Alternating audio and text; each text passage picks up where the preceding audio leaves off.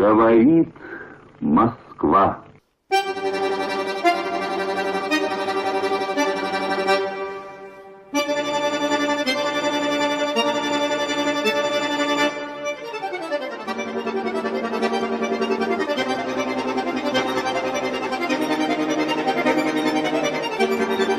Bonjour à tous chers amis, je suis très heureux de vous retrouver, j'espère que vous allez bien. Et bien je vous propose aujourd'hui en cette fin de mois d'août, pour finir l'été, une mini-série sur Vladimir Poutine. Alors je voudrais tout d'abord vous remercier, vous avez depuis un mois que la chaîne a démarré, alors ça reste modeste, mais on compte plus de 700 abonnés, je crois que vraiment c'est... merci. Donc là pour la chaîne YouTube, je n'en attendais pas autant aussi vite. Je vous propose donc cette mini-série sur Poutine. Et chaque épisode de cette mini-série va commencer par une question. Et la question du jour, c'est: Poutine est-il malade ? Alors bien sûr, il y a ceux qui n'ont pas le temps d'écouter les podcasts jusqu'au bout, qui en écoutent à peu près 2 minutes. Alors à ceux-là, j'ai envie de leur dire, écoutez, je vais vous donner la réponse tout de suite, comme ça vous allez pouvoir vaquer à vos occupations. La réponse est non, Poutine va très bien, merci, circulez, il n'y a rien à voir. Pour les autres, eh bien, nous allons voir que les choses sont quand même à nuancer. Et c'est ce que nous allons essayer de faire. Nous allons essayer d'analyser le peu d'informations que nous avons, parce qu'en réalité, tous ceux qui croient tout savoir ont en réalité très peu d'informations. Je vous retrouve tout de suite. Eh bien donc, la question: Poutine est-il malade ? C'est une vraie question, puisque Poutine est le chef du plus grand pays de l'État, du plus grand État du monde. Et il est normal que cette question se pose. Ce qui n'est pas normal, c'est de parler de ce chef d'État-là en permanence avec la bave aux lèvres, comme ça se fait sur les différents plateaux des chaînes dites d'information. Et par conséquent, c'est un véritable problème, parce que quand on parle de quelqu'un avec autant de charge émotionnelle, on se prive de beaucoup d'informations, et c'est assez scandaleux de la part de journalistes professionnels. Je précise que j'enregistre ce podcast depuis Moscou. Ça, c'est juste pour les gens qui croient que en Russie, on n'a pas le droit de parler, qu'on a peur, etc., etc. Voilà. Donc, sachez-le. D'où tu parles, camarade ? Eh bien, je parle depuis Moscou, et j'en suis assez fier. Donc, Poutine est-il malade ? Alors, il faut savoir plusieurs choses. D'abord, comme je l'ai dit, nous n'avons que très peu d'informations, et c'est normal. L'enjeu qui pèse sur la santé d'un chef d'État est assez considérable, et va bien au-delà, je ne vous apprends rien, de la personne du chef de l'État. Cela concerne, et ça va même au-delà de l'aspect uniquement humain, même si l'aspect humain n'est pas négligeable. Ça touche à la fonction, ça touche à la stabilité du pays, et dans un cas comme celui de la Russie, ça touche même à la géopolitique, à la stabilité ou à l'équilibre géopolitique du monde. Donc, on peut comprendre la discrétion qui entoure les informations concernant l'état de santé du président Vladimir Poutine. Donc là-dessus, je crois qu'il ne faut pas s'étonner si une certaine discrétion, un certain secret entoure ce sujet en Russie. Ce n'est pas le cas, la Russie est loin d'être un cas isolé en la matière, puisque tous les pays sont concernés. Les pays n'aiment pas communiquer autour de la santé de leur chef d'État.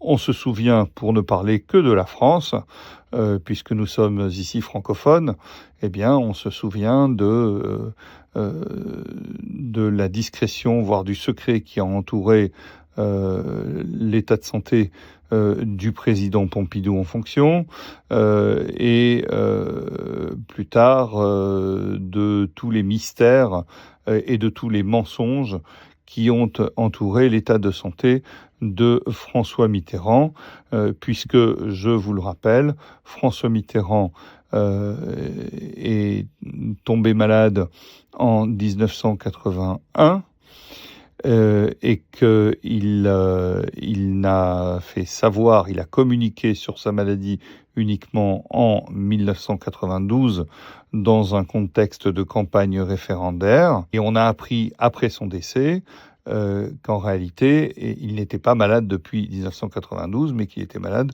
depuis 1981 et qu'il avait exercé l'ensemble de son mandat en étant malade. Mais il y a une chose que j'aimerais dire, et je pense que je l'apprends à bon nombre d'entre vous, c'est que François Mitterrand était donc atteint d'un cancer de la prostate, et les soviétiques, les services de renseignement soviétiques étaient informés de la maladie de François Mitterrand avant François Mitterrand lui-même. Pourquoi ? Eh bien, en 1978, François Mitterrand s'est rendu en Union soviétique, invité par les dirigeants de l'URSS et par Léonid Brejnev lui-même. Il l'a d'ailleurs rencontré à cette occasion. Et à l'issue de ce voyage, alors pourquoi avait-il été invité ? Il avait été invité puisque eh bien, il était un successeur possible, potentiel, sérieux de Valéry Giscard d'Estaing, alors président. Et donc il a été invité à Moscou, et à l'issue du voyage de François Mitterrand, Léonid Brejnev, qui était alors le numéro 1 soviétique, eh bien Léonid Brejnev a noté dans ses carnets, Brejnev prenait très peu de notes, mais il a noté que François Mitterrand avait un cancer. Il a dit Mitterrand a un cancer. Alors, comment je le sais ? Eh bien, ma source, c'est une biographie que je conseille, très intéressante, de Brejnev, écrite par un Russe qui s'appelle Andriy Kosovoï. C'est une biographie vraiment très intéressante. Vraiment, je vous la conseille, je vous la mettrai en lien pour que vous puissiez éventuellement vous la procurer. Andriy Kosovoï, c'est écrit en français. C'est un professeur, c'est un universitaire qui enseigne à Dijon. Je poursuis avec donc cette histoire de maladie. C'est un enjeu, et c'est les services de renseignement de tous les pays essaient d'en savoir le maximum sur l'état de santé des présidents étrangers. J'ai envie de dire, c'est de bonne guerre.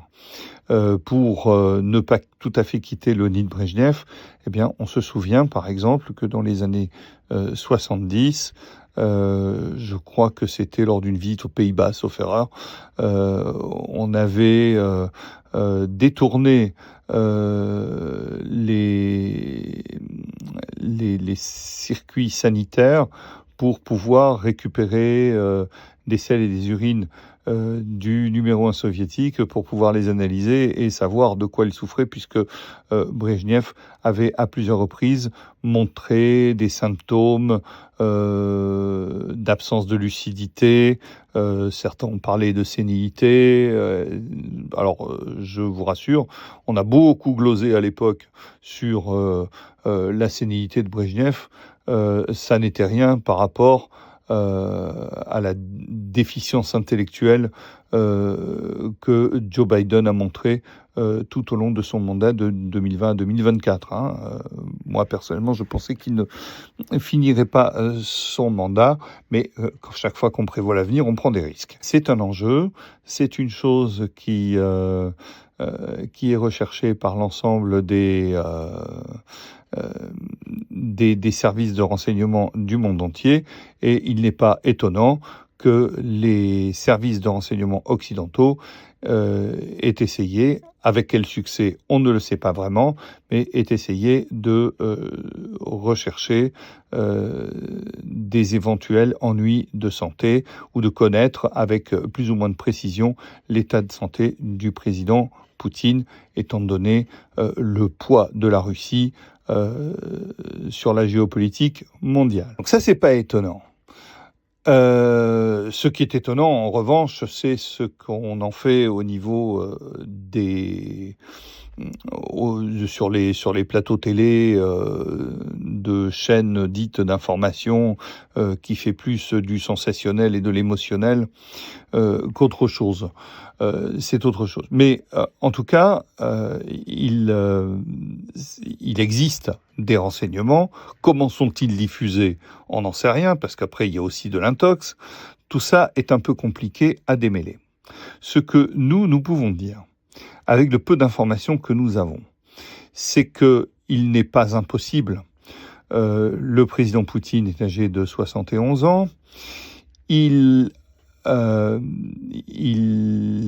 71 ans de vie, il n'est pas impossible, il est même assez probable qu'un être humain normalement constitué, un être biologique, traverse des ennuis de santé plus ou moins graves.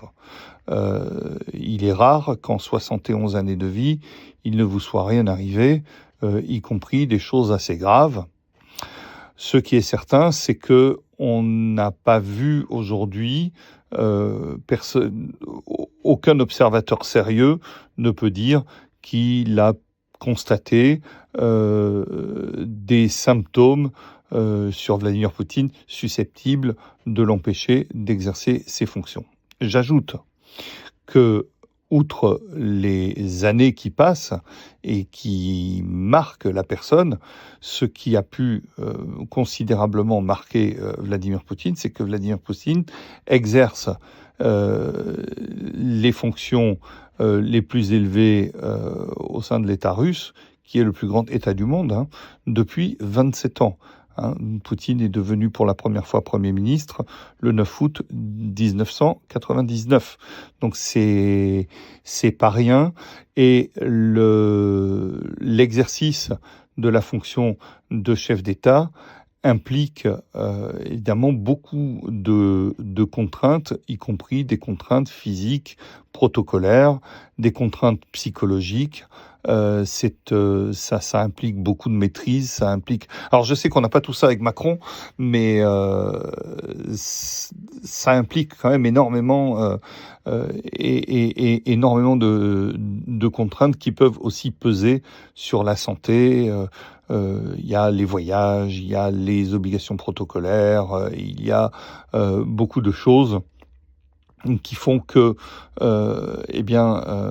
même dans des conditions de santé absolument exceptionnelles, parce que ce sont des êtres assez exceptionnels, les gens comme Poutine, sur le plan du mental, du physique et tout, ce sont des gens assez exceptionnels, mais même chez ces gens, il n'est pas impossible qu'à un moment donné, l'organisme dit stop. Ce ne sont pas des robots, ce sont des êtres faits de chair, d'os, de sang, de cellules, etc. Et aussi d'un cerveau. Donc voilà. Donc j'ai envie de dire, le fait que Poutine n'ait aucune maladie est en réalité assez improbable, ou qu'il n'en ait eu aucune. Alors il a pu les surmonter, c'est possible. Mais il y a autre chose. Et ça, je le sais de source absolument certaine, je peux m'en porter garant. C'est que le président Vladimir Poutine n'est approché que par des gens qui ont présenté un PCR négatif. un PCR de 24 heures au plus. Donc que ce soit les journalistes, les interprètes, tout l'entourage du président Poutine doit présenter un PCR pour pouvoir approcher le président, quelles que soient les raisons pour lesquelles il l'approche. Voilà, ça c'est une chose qui est obligatoire.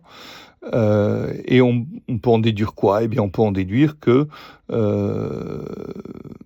l'entourage du président ou le président lui-même ont peur d'une contagion. Et s'ils ont peur d'une contagion, c'est que peut-être Poutine a été fragilisé ou est encore fragilisé par quelque chose par une pathologie dont il souffre ou dont il a souffert, ou les séquelles d'une pathologie. Voilà. Donc, ceci est un renseignement qui me semble peser assez lourd vers la probabilité d'une pathologie dont le président Poutine pourrait être atteint. Cette histoire de PCR n'est pas sans nous rappeler le voyage d'Emmanuel Macron à Moscou. C'était juste avant le déclenchement de l'opération militaire spéciale. C'était donc en 2022. Et on se souvient qu'Emmanuel Macron n'avait pas voulu se soumettre au PCR auquel tout le monde, comme je l'ai dit, doit se soumettre lorsqu'il approche le président Poutine. Et on garde tous en mémoire l'image des deux présidents qui sont devant une table immense, le plus loin possible l'un de l'autre, ce qui a évidemment beaucoup nui à l'image d'Emmanuel Macron, puisque très rapidement tout le monde a su que la question du PCR avait été abordée et déclinée par l'entourage présidentiel côté français. Malheureusement, alors on a argué du fait que c'était peut-être des questions, le président français ne voulait pas donner son ADN. Moi, je pense qu'il avait peur que peut-être je me trompe, mais est-ce qu'il n'avait pas peur que les Russes trouvent dans son nez des résidus qui n'auraient pas dû s'y trouver va savoir. Parce que de l'ADN, vous en posez absolument partout. Et je crois qu'il a passé, dans le bureau du président Poutine, il a passé à peu près 6 heures. Ça m'étonnerait qu'il ait passé 6 heures sans boire un verre d'eau. Vous buvez un verre d'eau, vous laissez votre ADN. Je veux dire, voilà, c'est juste pas possible de faire autrement. Par conséquent, voilà, les personnes, comme je l'ai dit, qui approchent le président Poutine doivent en tout cas fournir ce PCR. On notera au passage la courtoisie du président Poutine et de l'administration présidentielle russe, qui aurait très bien pu dire, eh bien, si vous voulez pas donner de PCR, si vous voulez pas présenter de PCR, eh bien, vous restez chez vous, tout simplement. Malgré tout cela, le président Macron a été reçu. Et je crois bien reçu, puisqu'il a été reçu pendant plus de 6 heures dans le bureau du président Poutine.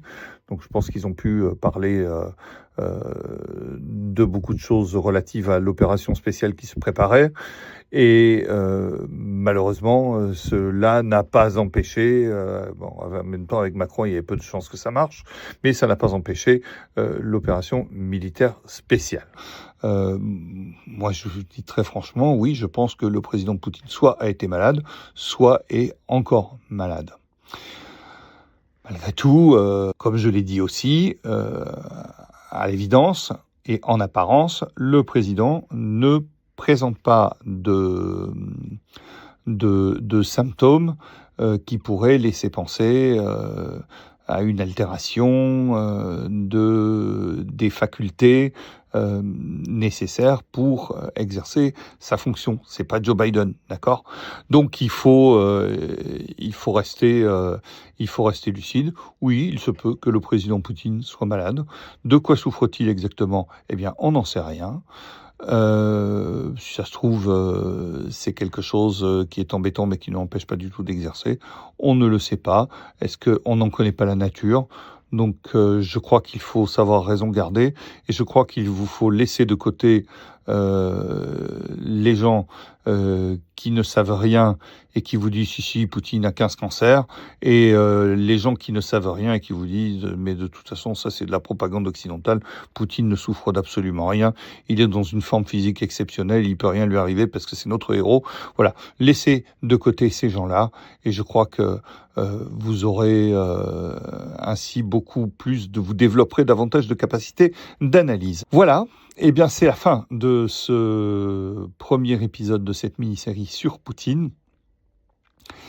Je vous remercie de l'avoir écouté jusqu'au bout. Je vous remercie également de relayer, merci d'avance, de relayer cette information, enfin ce podcast. Voilà, faites-le connaître autour de vous. J'ai beaucoup de satisfaction, comme je l'ai dit, quant à aux abonnements de la chaîne. Merci vraiment beaucoup de tout cœur. Et j'ai aussi beaucoup de satisfaction relativement à l'audience également du site www.jacquesfrantz.com. Donc je vous remercie vraiment beaucoup et je vous souhaite le meilleur et je vous dis à la semaine prochaine pour un nouvel épisode concernant cette mini-série sur Poutine. Salut!